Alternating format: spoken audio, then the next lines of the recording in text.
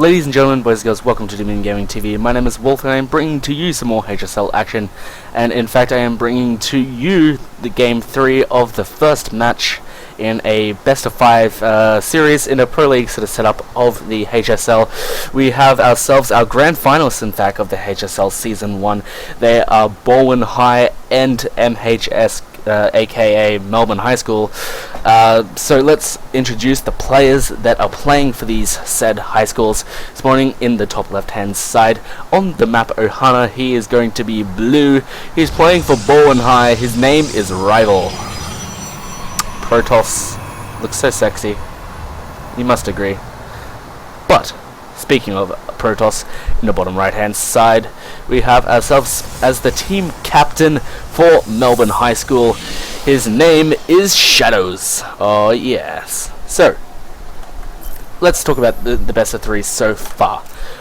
Basically, game 1, it was really standard, both players going up to Starcraft core, exactly the same build, and then it deviated from there. Shadowz went he went into Blink Stalkers, Blink Obs, whereas Shadowz went into Phoenix. The Phoenix play didn't really work, but ultimately ended up in a base race.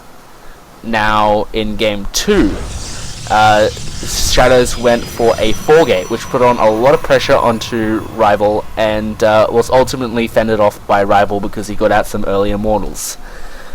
And then from there, Shadowz retreated with his army without losing majority of it, and got up his own Robo and expanded, and just played safe. And Rival decided to just go all out army, get more of an army, and then just attack, and then just go for a big attack. And that attack didn't exactly fail. It didn't go to plan, and turns out that Shadowz won the fight and was crippling his economy in the meantime.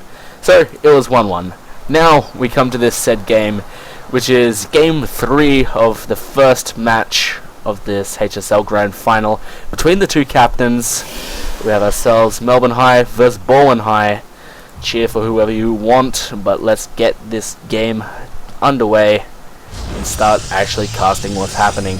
From the looks of it, Rival is going for he's getting 2 gas really early, so this could be to go for some either DTs or early Robo. Either way, it's for a really tech-focused build.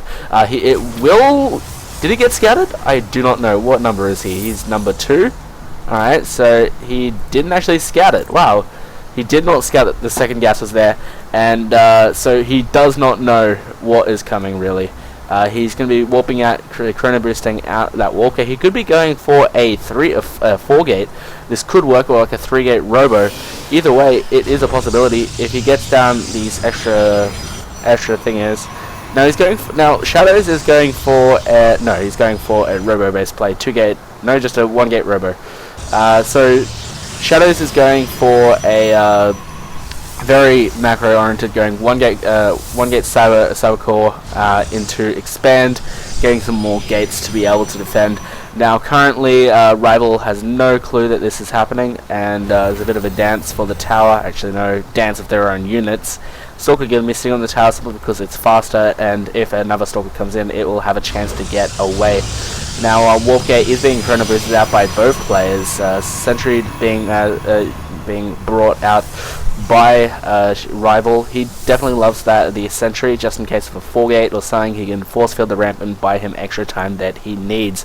Now currently on the way, we are getting out an Observer to be able to scout out everything that Shadowz is doing. Shadowz is just building up his Robo, building up some probes, and just going to be expanding any moment. We're going to be saturating his base and going for a very defensive, maybe a 2-base timing push, because you don't really see many PvPs going into the late game anyway. So currently the Observer is coming out across the map. The robotic Observer will be able to scout out everything that is happening for Shadowz, but now an Observer is on the way for Shadowz as we speak. An Immortal is almost completed. Looks like it's going to be going for... No, okay, just deciding to keep it at the ramp here. It's going to be playing ultra defensive here, and may push down and do a bit of a push here with the with the probe, but deciding against it. Now the observer will come in here and scout absolutely everything, sees that there's a nexus down here. He may look to be ultra aggressive here and put down a pylon, drop down another gate, and keep on warping in zealots or something and to put on some pressure. But it looks like Shadowz is just going to be pushing out with these 3 stalkers to put on a bit of pressure by himself. But he will walk into this trap of doom, but he will scout it out with the observer, and he will just move directly back to base and be able to defend at this ramp. He needs to warp in a whole bunch of zealots or sentries right now to be able to delay this attack, because that's actually quite a large force here we have from Rival. Rival going to be putting down a forward pylon. He doesn't want to do the force fields too early, but if he does them too late, he's let all the zealots into his base. He needs to be able to force field that ramp at the key time. Going to be moving around to the rocks at the 3rd here. Going to be doing as much damage to that as possible to keep him on 2 fronts. Now that is probably the best idea that Rival can do at this stage. He needs to set up his forces in the right position. If he doesn't actually do anything about it, Rival could probably poke his nose in here and do a whole lot of damage, and because Shadowz just won't have the right amount of units. And Immortal is now out for Shadowz, but he's going to be sending down, getting up the concave. He actually does have the better concave, but force fields are just trapping all these stalkers. The stalkers can't go anywhere. The zealots are ripping through absolutely everything that Shadowz has at the moment, but there's still quite a few stalkers at the back, and the Immortals shooting down the zealots, and there's actually not that many many mechanical units, but the sentry is getting shot down. Actually no, Shadowz is able to hold. He's actually got enough units, and Immortal is coming down from the top side. The stalkers are going to be shot down, and the zealot is going to be going down onto that Immortal, and 2 Immortals versus 2 Immortals right now. I don't know who wins the battle, but apparently Immortal wins. Now Zealots are going to be warped in here for both Shadow and Rival here. Shadowz actually does have the superior force. Going to be pulling some probes, put on some extra pressure, tank some more hits, and let the Zealots do the extra damage that he needs to do. And 3 more Zealots are coming in here, but he needs to be really careful though. If he's Zealot side, he's going to be pulling more probes, deciding to send the probes back and just to mine. In the meanwhile, the natural base is now up for Rival, deciding to take a bit of a pressure and economic pop, but he did lose all of his forces there. Luckily he did keep this Immortal alive, but he will not be able to get back that lost HP. That is a shame for him. Now Shadow's just going to be looking to defend and keep on macroing up, because he does have the advantage here. Although the robotics bay is now completed and Colossus is on the way, as well as extended thermal lens, I do feel that Shadowz does have the significant advantage here, especially in the economy side of things. If we actually look at the economy, he's mining almost double the minerals right there. We look at the units tab. He has 6 zealots to the 3 Immortals to the 2, 1 sentry, and 2 stalkers. He's definitely got the superior economy and army count right there. Getting the 2 extra gas on his natural to be able to sustain a higher sort of production of more gates, and probably maybe another robo, or getting Colossus as well as having more gates. Now going to be pushing out across the map, maybe just to clear out some of these pylons and put on a bit of pressure, because the pressure is really good. If you just let your opponent sit back and relax, it's probably not the best thing to do. But one thing I have noticed is that these players definitely don't love upgrades, and upgrades is not the right thing for these players to get. Apparently it is worse than being a slave to the Goa'uld. If you know Stargate lore, then you know what I'm talking about. But still, being a slave to the Goa'uld is apparently quite bad, as well as getting upgrades for the Protoss. We're setting up the one Zealot just to be able to see what he has up there. Does he think that he can take it? There's actually two Colossus are out right now, and that would be game changing. He's actually got the superior force here, maybe with these Colossus if he can micro properly. But the Stalker's going to be taking the damage. The Zealot's going to be moving in here. It does have a few more Zealots, but the sentries do force field the Stalkers. The Stalkers cannot get away. They're being focus fired down by the Colossus, but the sheer number of Immortals just shoots down everything, and he will be able to push down anything. He needs to bring in more Zealots to be able to take. He's going to be pushing back out again, but Shadowz realizing his disadvantage and is going to be backing up and taking a third base. Third base is now actually completed for Shadowz. He's just going to be playing pure economy right here and using that advantage to taking that advantage and getting more ahead. Now, not even the gas here is being mined from Rival, and doesn't have the doesn't really have the production for it. He is getting one forge right now to be able to get those plague-ridden upgrades that Protoss don't like to get in PvP.